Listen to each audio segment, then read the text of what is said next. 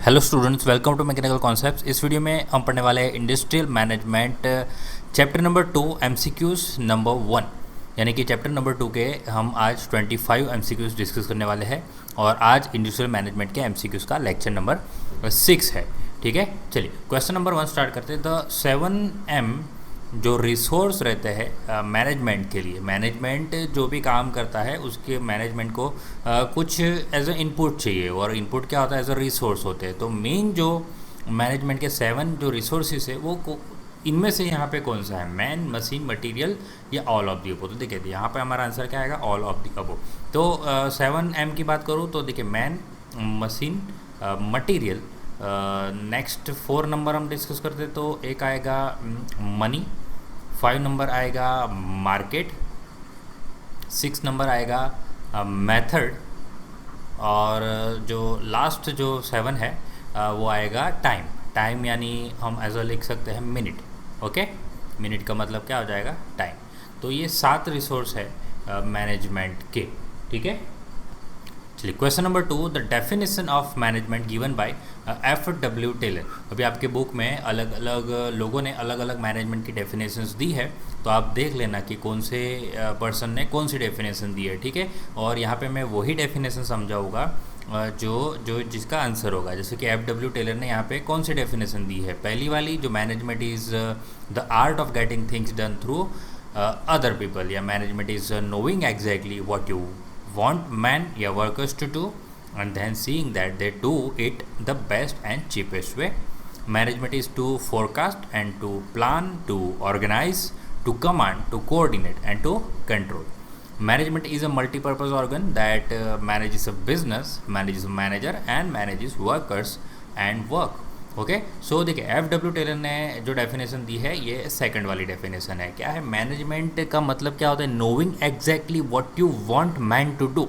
यानी आपको, अगर आप मैनेजमेंट में हो तो आपको एग्जैक्टली पता है कि आपको सामने वाले इंसान से क्या काम करवाना है, सामने वाले वर्कर से क्या काम करवाना है, और आप वो देखते हो कि वो जो काम करता है, then seeing that they do it the best way, वो जो भी काम करेगा वो अपने बेस्ट तरीके से करेगा और सबसे चीपेस्ट वे से करेगा, सबसे इकोनॉमिकली उस काम को करेगा।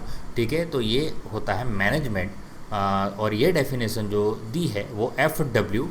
टेलर ने दी है। ठीक है, चलिए पोस्ट कॉर्प जो है एक मैनेजमेंट फंक्शन, मैनेजमेंट के फंक्शंस के लिए बनाया गया है। किसने बनाया है, इसका जो डिटेल है वो आगे के एमसीक्यूज में आपको पता चल जाएगा। ठीक है, तो यहाँ पे जस्ट आपको क्या पूछा है मैं वही आंसर दूंगा कि मीनिंग ऑफ को, यहाँ पे जो सीईओ है उसका मीनिंग क्या आएगा, कंपनी, कमांड, कोऑर्डिनेटिंग या कॉरपोरेशन। तो देखिए यहाँ पे आंसर आएगा कोऑर्डिनेशन। ठीक है, कोऑर्डिनेशन यानी साथ मिलके एक दूसरे की मदद से एक दूसरे को हेल्प करके यहाँ पे काम करना, उसको बोलते हैं coordinating. Advantage of scientific management is, scientific management जो रहता है उसका एडवांटेज क्या है, reduction in unnecessary movements and wastage of efforts, works get job अच्छा यहाँ पे वर्कर्स आएगा। ठीक है, यहाँ पे टाइपिंग मिस्टेक है, workers get job satisfaction, high productivity, all of the above. तो देखिए यहाँ पे all of the above answer आएगा कि अननेसेसरी मूवमेंट्स को रिड्यूस भी करता है साइंटिफिक मैनेजमेंट आप करोगे, एफर्ट्स का वेस्टेज कम हो जाएगा, वर्कर्स है उसे जॉब सेटिस्फेक्शन मिलेगा, हायर प्रोडक्टिविटी भी होगी। ओके, सो ये तीनों एडवांटेज है। विच of the following is not 7M resource of management. जैसे कि अभी मैंने आपको 7M डिस्कस किए, इसमें से कौन सा नहीं था, देखिए मनी, तो मनी तो था, मेथड भी था, माइंडसेट नहीं था, मार्केट भी था। ठीक है, तो यहाँ पे हमारा आंसर क्या आएगा, माइंडसेट। ये 7M रिसोर्स नहीं है मैनेजमेंट का। Deciding the size of the group is an activity of which of the management function. देखिए मैनेजमेंट फंक्शंस में क्या आता है, देखिए मैनेजमेंट का फंक्शन, ये 4 जो मेन फंक्शन है मैनेजमेंट के। ओके, ये याद रख लीजिए, मैनेजमेंट के 4 मेन फंक्शन क्या है, सबसे पहला प्लानिंग करना, दूसरा है ऑर्गेनाइजिंग, थर्ड है डायरेक्टिंग, और फोर्थ काम है कंट्रोलिंग। ठीक है, अब ये 4 काम जो है ये डिवीज़न है, यानी ये 4 काम में बांट दिया है। प्लानिंग में क्या क्या आता है, फिर ऑर्गेनाइजिंग में क्या क्या आता है, डायरेक्टिंग में क्या क्या आता है, कंट्रोलिंग में क्या क्या काम होता है मैनेजमेंट का, ये आपको डिटेल में पढ़ना होता है। जैसे कि यहाँ पे एक क्वेश्चन पूछा है कि इन चारों में से ये जो साइज़ ऑफ द ग्रुप को डिसाइड करने का काम कौन करता है। जैसे कि मैं आपको बता दूं कि एक टास्क मिला है, एक टास्क के लिए आप क्या कर रहे हो, 3 टीम बना रहे हो, ठीक है, टीम 1, टीम 2 और टीम 3। अभी देखिए अलग अलग टीम को अलग अलग काम मिला है, इसको काम कोई 1 नंबर का मिला है, इसको कोई 2 नंबर का काम मिला है, इसको कोई 3 नंबर का काम मिला है। तो 1 नंबर के काम के हिसाब से हमें यहाँ पे कितने परसेंट्स चाहिए, 2 नंबर के काम के हिसाब से यहाँ हमें कितने परसेंट्स चाहिए, और टीम 3 में हमें कितने परसेंट्स चाहिए। तो ये डिसाइड कौन करता है मैनेजमेंट में। तो मैनेजमेंट में ये डिसाइड करने का जो काम रहता है वो रहता है ऑर्गेनाइजिंग में, ठीक है। चलिए पी आएगा इसका आंसर। इन स्पेशलाइजेशन प्रिंसिपल, देखिए स्पेशलाइजेशन भी एक मैनेजमेंट का इम्पॉर्टेंट फंक्शन है, जिसके हिसाब से क्या है देखिए, तो part of the work is allocated to a person as per his skill और interest, skill and interest. Unnecessary motions of workers are eliminated. Methods of doing any job are standardized. Workers are selected based on their skills and expertise. तो specialisation principles का मतलब ये होता है कि जो part of a work है वो अलोकेटेड करना का किया जाता है to a person as per his skill and interest, ठीक है। तो कंपनी में ये एक प्रिंसिपल बहुत ही इंपॉर्टेंट प्रिंसिपल है स्पेशलाइजेशन। इसका मतलब ये क्या बोलता है कि जो भी वर्कर्स है, तो हर एक वर्कर, हर एक एम्प्लॉय के पास अपनी खुद की स्किल होती है, और हर एक एम्प्लॉय और हर एक वर्कर का खुद का इंटरेस्ट होता है। तो अगर उसके स्किल के हिसाब से, उसके इंटरेस्ट के हिसाब से अगर उसको उसके हिसाब से काम मिले, तो वो बंदा अपनी पूरी ईमानदारी से अच्छे से अपने पूरा फुल एफर्ट दे के डेडिकेशन से करेगा, ठीक है। तो ये होता है स्पेशलाइजेशन प्रिंसिपल, जो बड़ी बड़ी ऑर्गेनाइजेशन में ये यूज़ करते हैं कि वो बंदे को, वो इंसान को वही काम देते हैं जिसमें उसे ज़्यादा इंटरेस्ट होता है और जिसके उसमें स्किल अच्छी खासी होती है, जिसमें उसका टैलेंट होता है, ठीक है, या एक्सपर्टाइज होता है, ठीक है। तो उसको स्पेशलाइजेशन बोला जाता है। The most important and critical task of management क्या है, देखिए मैनेजमेंट का काम में भी सबसे इम्पॉर्टेंट और सबसे क्रिटिकल टास्क जो है वो कौन सा है, कोऑर्डिनेशन का, डिसीजन मेकिंग का, लीडरशिप का, या adjust themselves according to internal and external environment. तो देखिए मैं आपको बता दूं कि most important, most critical task जो मैनेजमेंट का है वो है डिसीजन मेकिंग, ठीक है। ये सबसे हेडेक वाला काम है डिसीजन मेकिंग का। मैनेजमेंट इज़ क्या है, नॉन कंटिन्यूस प्रोसेस है, कंटिन्यूस प्रोसेस है, दोनों या अलग तो, क्योंकि तो मैनेजमेंट ऐसा नहीं कि आज काम हो गया फिर कल नहीं होगा, ऐसा नहीं, ये एक हमेशा से चलने वाली एक प्रोसेस है, यानी एक कंटिन्यूस प्रोसेस है। Grouping the jobs according to their nature is a work of planning, organising, directing, controlling. तो देखिए यहाँ पे भी क्या करना है, ग्रुपिंग कर रहे हैं जॉब को अकॉर्डिंग टू देयर नेचर। यानी मान लेते हैं कि जॉब कोई 1 है, उसमें कोई 3 तरीके के प्रोसेस होने वाली है, कोई 3 तरह के अलग अलग काम है। जॉब 2 में कोई दूसरा काम है, जॉब 3 में कोई तीसरा काम है, या अलग अलग जो भी काम है। यानी हमें क्या कर रहे हैं, ग्रुपिंग कर रहे हैं कि ये वाले, जैसे कि मिलिंग की बात करूँ, चलो तो मिलिंग पे कौन सा आएगा, जॉब 1 आएगा, जॉब नंबर 5 आएगा, जॉब नंबर 8 आएगा। फिर मैं ड्रिलिंग की बात करूँ तो उसमें जॉब नंबर 2 लगेगा, जॉब नंबर 4 लगेगा, इस तरह से, ठीक है। तो ये मैं क्या कर रहा हूँ, जॉब को ग्रुपिंग कर रहा हूँ अकॉर्डिंग टू देयर नेचर। जैसे कि एक नेचर की और बात करूँ तो एक सर्कुलर वाले जॉब है, सारे सर्कुलर वाले जॉब को मैं एक ग्रुपिंग में डाल रहा हूँ, स्क्वायर वाले जॉब को एक ग्रुपिंग में डाल रहा हूँ, इस तरह से मतलब ये बोलता है। तो ये काम किसका है, प्लानिंग का, ऑर्गेनाइजिंग का, डायरेक्टिंग का, या कंट्रोलिंग का। तो ये काम है ऑर्गेनाइजिंग फंक्शन में आता है, ठीक है, ऑर्गेनाइजिंग का काम है। The activity of organising function of management is क्या है, design corrective action, motivating and leading staff for achieving goals, delegation of work, drawing action plan to how to achieve goals. तो ठीक है, यहाँ पे आएगा डेलीगेशन ऑफ वर्क। एक्टिविटी जो है ऑर्गेनाइजिंग फंक्शन का मैनेजमेंट का, इसमें क्या आता है, delegation of work. Delegation of work यानी अगर मान लो एक कोई वर्क है मेरे पास, कोई 1 नंबर का जो काम है, मैं उसको क्या करता हूँ, ये एज अ मैनेजमेंट मैं क्या करता हूँ, एक जो 5 लोगों की टीम है उसमें से उसके ग्रुप लीडर को ये दे देता हूँ कि चलो ये काम को तुझे पूरी तरह से संभालना है, पूरी तरह से कंप्लीट करना है। तो इसके बारे में जो भी डिसीजंस लेने हैं वो ये इंसान को, ये 1 नंबर के इंसान को मैं दे देता हूँ। यानी मुझे जो काम मिला वर्क नंबर 1 मैंने इस इंसान को दे दिया। मुझे मतलब मैं एज अ मैनेजमेंट मेरे पास कोई 5 काम है, ठीक है, तो मैंने अपना ग्रुपिंग कर दिया वर्क 1 2 3 4, और वर्क 2 को मैंने कोई दूसरी टीम को दे दिया, वर्क 3 को मैंने अपनी तीसरी टीम को दे दिया, और वर्क 4 को मैंने अपनी चौथी टीम को दे दिया। ठीक है, तो मैं क्या कर रहा हूँ, मैं फिर डेली उनसे रिपोर्ट मांगता हूँ और सिर्फ अपडेट लेता हूँ कि क्या काम हुआ, कितना काम हुआ। ठीक है, तो ये यहाँ पे इस तरह से होता है, यानी मैं पूरे काम को दूसरों को दे दिया और उसकी रिस्पॉन्सिबिलिटी दूसरों को दे दी। ठीक है, तो इसको क्या बोला जाता है, डेलीगेशन ऑफ वर्क, और ये होता है ऑर्गेनाइजिंग फंक्शन में। चलिए, which of the following feedback given by controlling is applied to organising phase of management. देखिए, अगर फीडबैक कोई आता है, इसमें से जो कौन सा फीडबैक है जो कंट्रोलिंग कंट्रोलिंग के, देखिए 4 फंक्शन होते हैं, जैसे मैंने अभी आपसे डिस्कस किया, अभी ये रहा 4, ये प्लानिंग, ऑर्गेनाइजिंग, डायरेक्टिंग और कंट्रोलिंग। अब कंट्रोलिंग का एक काम क्या है कि फीडबैक देना। अभी कंट्रोलिंग जो फीडबैक देते हैं, तो वो फीडबैक किस किस को मिल सकता है, जैसे कि यहाँ पे बात करूँ तो कंट्रोलिंग जो है वो यहाँ से जो फीडबैक देगा वो या तो वो डायरेक्टिंग को देगा, या तो वो ऑर्गेनाइजिंग के काम में कोई फीडबैक जाएगा, या तो वो प्लानिंग में फीडबैक जाएगा। मतलब क्या आप कहने के चाहता हूँ कि प्लानिंग में जो जो काम आता है उसमें कुछ अगर गड़बड़ी है तो वो उसके हिसाब से जो चेंजेस आएंगे कि कंट्रोलिंग के हिसाब से पता चला। तो दूसरा कोई ऑर्गेनाइजिंग के हिसाब से कोई कमी रह गई तो वो कंट्रोलिंग में जो फीडबैक देगा वो ऑर्गेनाइजिंग को देगा कि तुमने जो ऑर्गेनाइज किया है उसको कुछ और उसमें चेंजेस करने पड़ेगा। और डायरेक्टिंग में है तो फिर डायरेक्टिंग वाले फंक्शन में जाएगा कि इसमें कुछ ना कुछ चेंजेस करने हैं काम में। ठीक है, तो ये जो यहाँ पे क्वेश्चन ये है कि फीडबैक जो है नीचे जो दिए हैं 3 फीडबैक, उसमें से कौन सा फीडबैक है जो कंट्रोलिंग तो देने ही वाला है, बट वो फीडबैक कहाँ जाने वाला है, ऑर्गेनाइजिंग फेज़ में जाने वाला है मैनेजमेंट के। ठीक है, यानी मैनेजमेंट के ऑर्गेनाइजिंग वाले फेज़ में कुछ ना कुछ चेंजेस करना पड़ेगा, जैसे कि train employees on organizational behavior and management development skills, modification in job allocation and organization structure and redefine authority and responsibility, long term correction of modifying or redefining goals, system and procedures, या all of the above।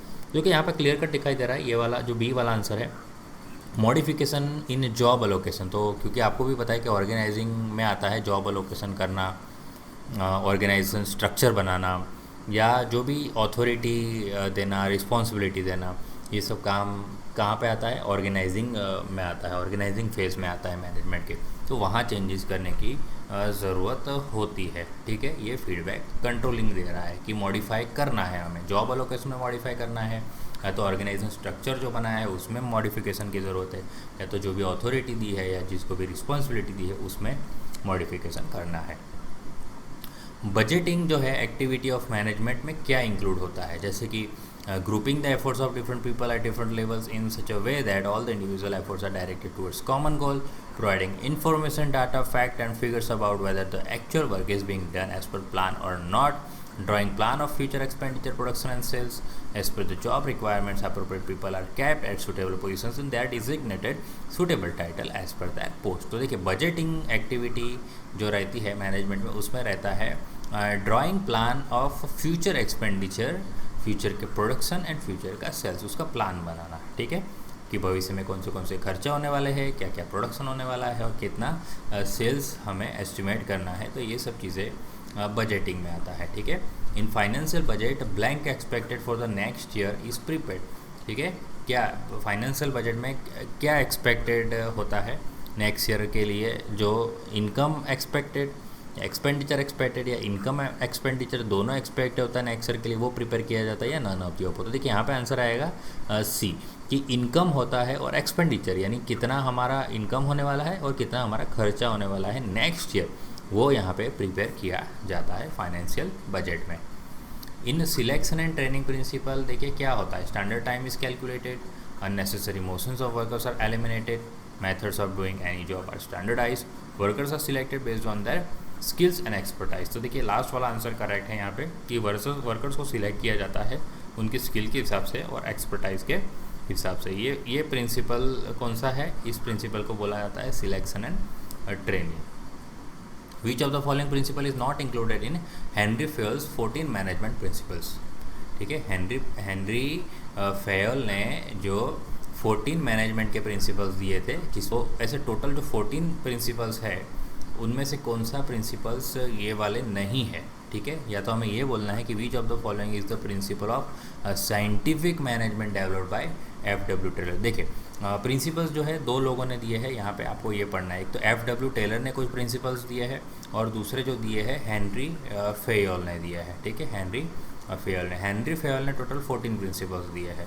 तो यहाँ पे वही देखना है कि 14 में से कौन सा वाला यहाँ पे नहीं है या कौन सा वाला यहाँ FW टेलर का है। तो देखो इनिशिएटिव तो मैं यहाँ पे बोलूँगा ये हेनरी फेयोल का है, ठीक है प्रिंसिपल। एस्प्रिट दे कॉर्प्स तो ये भी हेनरी फेयोल का है। सिलेक्शन एंड ट्रेनिंग ये जो प्रिंसिपल है ये भी नहीं, ये है FW टेलर का प्रिंसिपल। और डिवीज़न ऑफ वर्क जो है वो हेनरी फेयोल का है, ठीक है। तो देखिए सिलेक्शन एंड ट्रेनिंग जो आंसर आएगा यहाँ पे, ये प्रिंसिपल किसने दिया था, तो FW टेलर ने दिया था। बाकी ये इनिशिएटिव, एस्प्रिट दे कॉर्प्स और division of work Henry Fayol ने दिया था, ठीक है। 14 प्रिंसिपल्स की बात करूँ जो हेनरी फेयोल ने दिया था तो वो मैं आपको बता देता हूँ यहीं पे। हेनरी फेयोल ने जो प्रिंसिपल्स जो दिए थे 14 प्रिंसिपल्स, आगे मैं इसका डिस्कस नहीं करूँगा आगे के वीडियो में, एक बार यहाँ पे डिस्कशन कर रहा हूँ लास्ट बार, यानी लिस्ट दे रहा हूँ आपको। एक आएगा division of work number 1, second number आएगा ऑथोरिटी एंड रिस्पॉन्सिबिलिटी, थोड़ा मैं यहाँ पे फास्ट लिखूँगा, रिस्पॉन्सिबिलिटी। थर्ड नंबर आएगा डिसिप्लिन, ओके, डिसिप्लिन आएगा। फोर्थ जो है यूनिटी ऑफ कमांड रहेगा, ओके, यूनिटी ऑफ कमांड। और इसी तरह एक है यूनिटी ऑफ डायरेक्शन, ठीक है। ये कितने हुए, 5 हुए। 6 नंबर है थोड़ा बड़ा है, मैं लिख नहीं रहा हूँ यहाँ पे, आप सुन लेना, subordination of individual interest to general interest. 7th है रिम्यूनरेशन, ओके, रिम्यूनरेशन। 8 नंबर है स्केलर चेन, ठीक है, स्केलर चेन। 9 नंबर है ऑर्डर। 10 नंबर है स्टेबिलिटी, ठीक है। ये जो प्रिंसिपल्स है ये किसने दिए, हेनरी फेयोल ने दिए हैं, ठीक है। Centralization and next is equity, ठीक है। और एक है इनिशिएटिव, और ये 14 नंबर का यहाँ पे है एस्प्रिट दे कॉर्प्स। तो इतने 14 प्रिंसिपल्स दिए थे हमारे हेनरी फेयोल ने, ठीक है। और दूसरा कि FW टेलर ने जो प्रिंसिपल दिए थे वो प्रिंसिपल्स टोटल 5 प्रिंसिपल्स है, तो वो आसान भी है। एक है टाइम स्टडी, सेकंड प्रिंसिपल है मोशन स्टडी, थर्ड प्रिंसिपल है स्टैंडर्डाइजेशन, ओके। और एक है हमारा जो ये वाला सिलेक्शन एंड ट्रेनिंग, ठीक है, एक यहाँ पे ये ऐड कर देते हैं। और एक है स्पेशलाइजेशन, ओके, स्पेशलाइजेशन। तो ये जो प्रिंसिपल्स मैंने लिखे वो किसके हैं, FW टेलर के। और जो 14 प्रिंसिपल्स मैंने अभी लिखे थे वो थे हेनरी फेयोल के। चलिए, subordination of individual interest to general interest principles given by Henry Fayol states. देखिए अभी हेनरी फेयोल ने ये जो दिया था subordination of individual interest to general interest, ये प्रिंसिपल्स क्या बताता है, तो ये प्रिंसिपल ये बताता है, यहाँ पे आप आंसर देखिए, the interest of one employee और group of employee should not take precedence over that of a company. यानी अगर मान लो कि एक एम्प्लॉई है या कुछ 3, 4 या 5 एम्प्लॉयज़ का ग्रुप है, उनका जो इंटरेस्ट है कुछ और काम करने में या कुछ और बनाने में, जो यानी उनका गोल कुछ और है, ओके। और कंपनी का जो मेन गोल है, कंपनी का जो लक्ष्य है कुछ अलग है, ठीक है। ये दोनों जो है मैच नहीं कर रहे, कंपनी का गोल और जो कुछ एम्प्लॉई का गोल, तो ये इसमें कुछ ना कुछ डिफरेंस है, ठीक है। तो इनमें से हमें ये कंपनी में क्या ज़रूरी है कि इंडिविजुअल जो गोल है उसको ज़्यादा यहाँ पे प्रेफरेंस नहीं देना, ये उस पर हावी नहीं होना चाहिए कंपनी के गोल पे, ठीक है। कंपनी का गोल ही अल्टीमेट गोल है और सारे एम्प्लॉय को एज अ कंपनी के गोल के लिए ही, कंपनी के इंटरेस्ट में ही काम करना होता है। तभी एक कंपनी, सब ग्रुप कंपनी मिल के तभी एक कंपनी जो है वो आगे बढ़ेगी, ठीक है। अदरवाइज़ वो कंपनी क्या होगी, वो ज़्यादा आगे तक नहीं जाएगी, है ना। चलिए 18 number scientific management theory put more thrust. अभी साइंटिफिक मैनेजमेंट थियरी का ज़्यादा से ज़्यादा जो एम्फेसिस है वो किस पे है? फिजिकल पावर पे, स्ट्रिक्ट साइंटिफिक प्रिंसिपल्स या स्ट्रिक्ट साइंटिफिक मेथड्स या ऑल ऑफ दी अबव। तो देखिए ये जो तीनों है उसी पे है कि फिजिकल पावर पे ज़्यादा फोकस है और साइंटिफिक प्रिंसिपल का स्ट्रिक्ट इम्प्लीमेंटेशन होता है और साइंटिफिक मेथड्स का स्ट्रिक्ट इम्प्लीमेंटेशन करवाना, ये जो साइंटिफिक मैनेजमेंट थियरी उस पर ज़्यादा फोकस करती है। The definition of management given by Henry Fayol. अभी देखिए हेनरी फेयल ने कौन सी डेफिनेशन दी है? तो देखिए आंसर ये रहा कि हेनरी फेयल ने ये दिया आंसर मैनेजमेंट का डेफिनेशन कि मैनेजमेंट ऐसा है कि हमें फोरकास्ट करना है, to forecast, to plan, to organise, to command, to coordinate and to control. ठीक है, मैनेजमेंट का मतलब क्या है? फोरकास्ट करना। फोरकास्ट मतलब आपको फ्यूचर का प्रेडिक्शन करना, बट एग्जैक्ट प्रेडिक्शन नहीं बोल सकते, एज अ कैलकुलेटेड वाला प्रेडिक्शन। ठीक है, एस्टिमेट निकालना इस तरह से कैलकुलेशंस की मदद से, प्लान करना, ऑर्गेनाइज करना, कमांड देना, कोऑर्डिनेट करना और सबको कंट्रोल करना, ये सब क्या है? मैनेजमेंट है। ठीक है, ये किसने डेफिनेशन दी है? हेनरी फेयल ने दी है। According to home management should be considered a practice of life rather than an art और साइंस। देखिए ऐसा किसने बोला है कि मैनेजमेंट को life as a life practice count करो आप। मैनेजमेंट कोई आर्ट या साइंस की तरह यहाँ पे काउंट नहीं करना, कंसिडर नहीं करना, वो प्रैक्टिस ऑफ लाइफ है। ठीक है, ये किसने ऐसा बोला है? तो ये बोला है पीटर ड्रकर ने। Thinking before doing that is preparation for action. This is a simple definition of, देखिए थिंकिंग बिफोर डूइंग, कुछ करने से पहले सोचना है और एक्शन से पहले प्रिपरेशन होनी चाहिए। ठीक है, तो ये एक सिंपल और बेसिक डेफिनेशन है। किसकी है? प्लानिंग की, ऑर्गेनाइजिंग, डायरेक्टिंग या कंट्रोलिंग की। तो ऑब्वियसली ये किसकी डेफिनेशन है? प्लानिंग की है। प्लानिंग में क्या होता है? कुछ करने से पहले सोचना है, या तो ऐसा बोलते हैं एक्शन से पहले हमें प्रिपरेशन करनी है। ठीक है, ये सबसे बेसिक डेफिनेशन है, सिंपल डेफिनेशन है प्लानिंग की। The activity of controlling function, देखिए यहाँ पे किसकी बात चल रही है? कंट्रोलिंग फंक्शंस की। मैनेजमेंट का क्या है? Design corrective action, motivating and leading staff for achieving goals, delegation of work, drawing action plan to how to achieve goals. ठीक है, तो कंट्रोलिंग में क्या आता है? कंट्रोलिंग में आता है करेक्टिव एक्शंस लेना। ठीक है, क्योंकि कंट्रोलिंग लास्ट वाला काम है जिसमें करेक्टिव एक्शंस बनाता है कि जो काम हुआ है वो अकॉर्डिंग टू प्लानिंग नहीं हो रहा है, तो उसमें क्या क्या चेंजेस करने पड़ेंगे ऑर्गेनाइजिंग में, प्लानिंग में। चलिए, पोर्टस्कोप मीनिंग ऑफ ओ क्या है? पोर्टस्कोप में ओ का मीनिंग क्या है? कहाँ है? सेकंड वाला। तो ओरिजिन, ऑर्डर, ऑर्गेनाइजिंग या ऑर्गेनाइजेशन या ऑर्गेनाइजिंग, तो ऑब्वियसली यहाँ पे आंसर क्या आएगा? ऑर्गेनाइजिंग।